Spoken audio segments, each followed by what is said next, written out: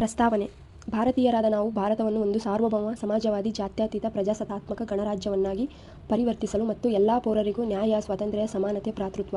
ನ್ಯಾಯ ಅಂತ ಬಂದಾಗ ಸಾಮಾಜಿಕ, ಆರ್ಥಿಕ, ರಾಜಕೀಯ. ಸ್ವಾತಂತ್ರ್ಯ ಅಂತ ಬಂದಾಗ ವಿಚಾರ, ಅಭಿವ್ಯಕ್ತಿ, ನಂಬಿಕೆ, ಆರಾಧನೆ.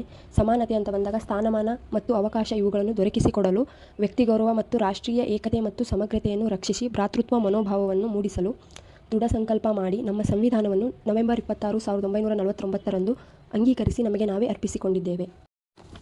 ಪ್ರಸ್ತಾವನೆ ಎಂದರೆ ಪೀಠಿಕೆ, ಆರಂಭ, ಪರಿಚಯ ಎಂದರ್ಥ. ಇದು ಸಂವಿಧಾನದ ರಚನೆಕಾರರ ಮನದ ಉದ್ದೇಶವನ್ನು, ರಾಷ್ಟ್ರದ ಮೌಲ್ಯ ಮತ್ತು ತತ್ವಗಳನ್ನು ಒಳಗೊಂಡಿದೆ. ಪ್ರಸ್ತಾವನೆಯ ಮೂಲ ಆಧಾರ ಧ್ಯೇಯಗಳ ನಿರ್ಣಯ. ಈ ಧ್ಯೇಯಗಳ ನಿರ್ಣಯವನ್ನು ಜವಾಹರಲಾಲ್ ನೆಹರು ಅವರು ಡಿಸೆಂಬರ್ 13, 1946ರಂದು ಮಂಡನೆ ಮಾಡ್ತಾರೆ. ಅದು ಜಾನ್ವರಿ 22, 1947ರಂದು ಸಂವಿಧಾನ ಸಭೆಯಿಂದ ಅಂಗೀಕಾರ ಪಡಿತೈತಿ. ಆಮೇಲೆ ಪ್ರಸ್ತಾವನೆಯ ಕರಡನ್ನು ಸಿದ್ಧಪಡಿಸಿದವರು ಅಂತಂದರೆ ನೆಹರು, ಆದರೆ ಅದನ್ನು ಅಂತಿಮಗೊಳಿಸಿದವರು ಅಂತಂದರೆ BN ರಾವ್. ಆದರೆ ಅದನ್ನು ಫೈನಲ್ ಮಾಡಿದವರೇ BN ರಾವ್ ಅವರು. ಪ್ರಸ್ತಾವನೆಯನ್ನು ಅಮೆರಿಕ ಸಂವಿಧಾನದಿಂದ ನಾವು ಎರವಲು ಪಡ್ಕೊಂಡಿದ್ದೀವಿ. ಇಡೀ ಜಗತ್ತಿನಲ್ಲಿ ಪ್ರಸ್ತಾವನೆಯಿಂದ ಆರಂಭವಾಗುವ ಜಗತ್ತಿನ ಮೊದಲನೇ ಸಂವಿಧಾನ ಅಂತಂದರೆ ಅದು ಅಮೆರಿಕ ಸಂವಿಧಾನ. ಮತ್ತು ಇಲ್ಲಿವರೆಗೆ ಪ್ರಸ್ತಾವನೆಯನ್ನು ಒಂದು ಸಲ ಮಾತ್ರ ತಿದ್ದುಪಡಿ ಮಾಡಲಾಗಿದೆ. ಅದು 368ನೇ ವಿಧಿ ಪ್ರಕಾರ ನಾವು ತಿದ್ದುಪಡಿ ಮಾಡ್ಬೋದು. ಅದು ಯಾವಾಗ ಅಂತಂದರೆ 1976, 42ನೇ ಸಂವಿಧಾನದ ತಿದ್ದುಪಡಿ ಮೂಲಕ. ಆವಾಗ ಇಂದಿರಾ ಗಾಂಧಿ ಅವರು ಪ್ರಧಾನಮಂತ್ರಿಯಾಗಿರ್ತಾರೆ. ಮತ್ತು ಇದಕ್ಕೊಂದು ಸಮಿತಿನೂ ಕೂಡ ರಚನೆ ಮಾಡ್ತಾರೆ. ಅದೇ ಸರ್ದಾರ್ ಸ್ವರ್ಣ ಸಿಂಗ್ ಸಮಿತಿ. ಭಾರತ ಸಂವಿಧಾನದ ಪ್ರಸ್ತಾವನೆಗೆ ಸಂಬಂಧಿಸಿದ ಪ್ರಮುಖ ಪ್ರಕರಣಗಳು. ಮೊದಲನೆಯದಾಗಿ ಬೇರುಬಾರಿ ಪ್ರಕರಣ. ಭಾರತ ಸಂವಿಧಾನದ ಪ್ರಸ್ತಾವನೆಯು ಸಂವಿಧಾನದ ಒಂದು ಭಾಗವೇ ಅಥವಾ ಅಲ್ಲವೇ ಎಂಬುದು ಈ ಪ್ರಕರಣದ ಮುಖ್ಯ ಅಂಶ. ಇದಕ್ಕೆ ಸಂಬಂಧಿಸಿದಂತೆ ವಿಚಾರಣೆ ನಡೆಸಿದ ನ್ಯಾಯಮೂರ್ತಿ ಗಜೇಂದ್ರ ಗಡ್ಕರ್ ಪ್ರಸ್ತಾವನೆಯು ಸಂವಿಧಾನದ ಭಾಗ ಅಲ್ಲ ಅಂತೇಳಿ ತೀರ್ಪು ನೀಡ್ತೈತಿ. ಎರಡನೆಯದಾಗಿ ಕೇಶವಾನಂದ್ ಭಾರತಿ ವರ್ಸಸ್ ಕೇರಳ ರಾಜ್ಯ ಪ್ರಕರಣ 1973. ಈ ಪ್ರಕರಣ ಏನು ಹೇಳುತ್ತೆ ಅಂತಂದರೆ ಪ್ರಸ್ತಾವನೆಯು ಸಂವಿಧಾನದ ಒಂದು ಭಾಗ ಅಂತೇಳಿ ಈ ಪ್ರಕರಣದ ಮುಖ್ಯ ನ್ಯಾಯಮೂರ್ತಿಯಾಗಿರ್ತಕ್ಕಂಥ SM ಸಿಕ್ರಿ ಅವರು ತೀರ್ಪು ನೀಡ್ತಾರೆ.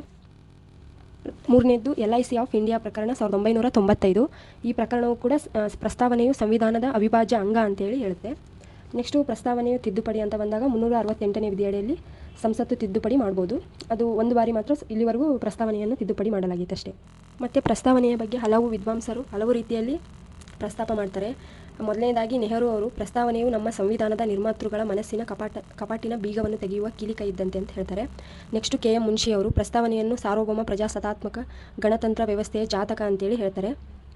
ನೆಕ್ಸ್ಟು ಠಾಕೂರ್ ಭಾರ್ಗವ್ ಅವರು ಪ್ರಸ್ತಾವನೆಯು ಸಂವಿಧಾನದ ಅಮೂಲ್ಯ ಭಾಗವಾಗಿದ್ದು ಇದು ಸಂವಿಧಾನದ ಒಡವೆಯಾಗಿದೆ ಅಂತ ಹೇಳ್ತಾರೆ. ಆಮೇಲೆ ನ್ಯಾಯವಾದಿ NA ಪಾಲ್ಕಿವಾಲ್ ಅವ್ರ ಪ್ರಕಾರ ಇದೊಂದು ಭಾರತ ಸಂವಿಧಾನದ ಗುರುತಿನ ಪತ್ರ ಅಂತ ಹೇಳ್ತಾರೆ. ನೆಕ್ಸ್ಟು ನಿವೃತ್ತ ನ್ಯಾಯಮೂರ್ತಿ M ಹಿದಾಯತುಲ್ಲಾ ಅವರು ಭಾರತದ ಪ್ರಸ್ತಾವನೆಯು ಅಮೆರಿಕ ಸಂಯುಕ್ತ ಸಂಸ್ಥಾನದ ಸ್ವಾತಂತ್ರ್ಯ ಘೋಷಣೆಯನ್ನು ಹೋಲುವಂತಿದೆ. ಅದಕ್ಕಿಂತ ಹೆಚ್ಚಿನದಾಗಿ ಇದು ಭಾರತ ಸಂವಿಧಾನದ ಆತ್ಮವಾಗಿದೆ ಅಂತ ಹೇಳ್ತಾರೆ. ಮೇನ್ ಅಂತಂದರೆ ಇದು ಭಾರತ ಸಂವಿಧಾನದ ಆತ್ಮವಾಗಿದೆ ಅಂತೇಳಿ M ಹಿದಾಯತುಲ್ಲಾ ಅವರು ಹೇಳ್ತಾರೆ. ನೆಕ್ಸ್ಟು ಸರ್ ಅರ್ನೆಸ್ಟ್ ಬಾರ್ಕರ್ ಅವರು ಪ್ರಸ್ತಾವನೆಯು ಭಾರತ ಸಂವಿಧಾನದ ಪ್ರಮುಖ ಹೊತ್ತಿಗೆ ಅಂತ ಹೇಳ್ತಾರೆ.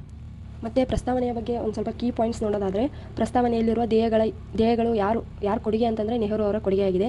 ನೆಹರು ಅವರು ಪ್ರಸ್ತಾವನೆಯಲ್ಲಿನ ಧ್ಯೇಯಗಳನ್ನು ಪ್ರಸ್ತುತಪಡಿಸಿದ್ದು ಅಂತಂದರೆ 1946 ಡಿಸೆಂಬರ್ 13ರಂದು. ಬಟ್ ಅದು ಅಂಗೀಕಾರವಾಗಿದ್ದು 1947 ಜಾನ್ವರಿ 22ರಂದು. ಪ್ರಸ್ತಾವನೆಯ ಕರಡು ರೂಪಿಸಿದವರು ಅಂತಂದರೆ BN ರಾವ್ ಅವರು. ಪ್ರಸ್ತಾವನೆಯನ್ನು ಅಮೆರಿಕ ಸಂವಿಧಾನದಿಂದ ಎರವಲು ಪಡ್ಕೊಂಡಿದ್ದೀವಿ. ಪ್ರಸ್ತಾವನೆಯಲ್ಲಿನ ಗಣರಾಜ್ಯ, ಸ್ವಾತಂತ್ರ್ಯ, ಸಮಾನತೆ, ಭ್ರಾತೃತ್ವ ಫ್ರೆಂಚ್ ಕ್ರಾಂತಿಯಿಂದ ಎರವಲು ಪಡ್ಕೊಂಡಿದ್ದೀವಿ. ಮೇನ್ ಅಂತಂದರೆ ಗಣರಾಜ್ಯ, ಸ್ವಾತಂತ್ರ್ಯ, ಸಮಾನತೆ, ಭ್ರಾತೃತ್ವ ಈ ಅಂಶಗಳನ್ನು ಫ್ರೆಂಚ್ ಕ್ರಾಂತಿಯಿಂದ ಎರವಲು ಪಡ್ಕೊಂಡಿದ್ದೀವಿ. ಆಮೇಲೆ ನ್ಯಾಯ ಎಂಬ ಪರಿಕಲ್ಪನೆಯನ್ನು 1917ರಂದು ರಷ್ಯಾ ಕ್ರಾಂತಿಯಿಂದ ಎರವಲು ಪಡೆಯಲಾಗಿದೆ. 1917ರ ರಷ್ಯಾ ಕ್ರಾಂತಿಯಿಂದ ನ್ಯಾಯ ಎಂಬ ಪರಿಕಲ್ಪನೆಯನ್ನು ಎರವಲು ಪಡೆಯಲಾಗಿದೆ.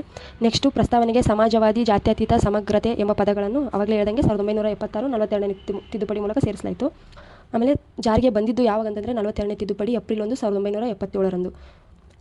ಆವಾಗ ಇಂದಿರಾ ಗಾಂಧಿ ಅವರು ಇರ್ತಾರೆ. ಅದನ್ನು ತಿದ್ದುಪಡಿಗೆ ನೇಮಿಸಿದ ಸಮಿತಿ ಅಂತಂದರೆ ಸರ್ದಾರ್ ಸ್ವರ್ಣ ಸಿಂಗ್. ಇಷ್ಟೇ.